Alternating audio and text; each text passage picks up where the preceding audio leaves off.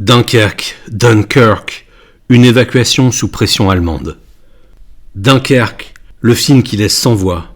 D'ailleurs, il n'y en a que très peu des voix dans ce film. Place est laissée au son, celui de la guerre. Place est laissée à l'image, l'évacuation en urgence de l'armée anglaise du continent en 1940. Pourchassée par une armée allemande rutilante, cruelle, déterminée, encore à l'entraînement. Gonflée à bloc après avoir mis à genoux l'Europe de l'Ouest. Elle croit encore que l'Empire va durer 1000 ans. Elle est hyper dominante. Les Anglais, environ 400 000 hommes, sont en dessous, les bateaux coulés les uns après les autres. Les Anglais, les Tommies comme on les appelait, tombent comme des mouches. Impossible de rejoindre la côte d'en face, tellement proche qu'on la voit, tellement proche que certains, de nos jours, pas dans le film, traversent la Manche à la nage. Les Spitfire, avions de combat chasseurs britanniques, qui vont gagner quelques mois après la bataille d'Angleterre, sont malheureusement trop peu nombreux dans le ciel pour changer la donne. Les sous-marins allemands omniprésents, indestructibles.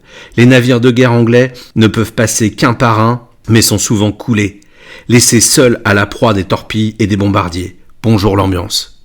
Il va falloir l'audace de Sir Winston Churchill et le patriotisme des Anglais pour que tous les navires, comprendre les navires civils, partent de Douvres pour aller chercher leurs compatriotes. J'aurais attendu des scènes de pathos bien plus puissantes, afin de nous remonter comme des pendules. Il n'y en a pas. Le fameux « We shall never surrender » de Churchill par exemple. Et c'est bien normal, le discours de Churchill qui prononce ces mots a lieu le 4 juin 1940, soit le dernier jour de l'évacuation de Dunkerque, qui commence le 27 mai. Uniforme, armement, navire, tout y est. Le film, en outre, a été en partie tourné sur les lieux historiques. Des scènes grand format avec des centaines de figurants à l'écran. Tous attendant en file indienne de monter à bord d'un bateau. Des corps jonchés au sol.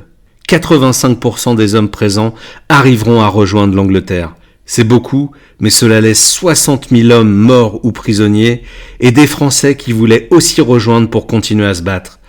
Il faut visiter une fois Dunkerque pour se rendre compte que cette semaine d'évacuation est restée la période marquante de la guerre à cet endroit. Désolé si vous vouliez pas un cours d'histoire, fallait regarder Les Tuches ou Love Actually. À la manœuvre de tout ceci, Christopher Nolan, qui commence à accumuler lui aussi les étoiles sur sa veste. Il a eu plusieurs succès à son actif, des films salués par la critique. Vous ne perdrez pas votre temps à voir Memento, Inception, Interstellar.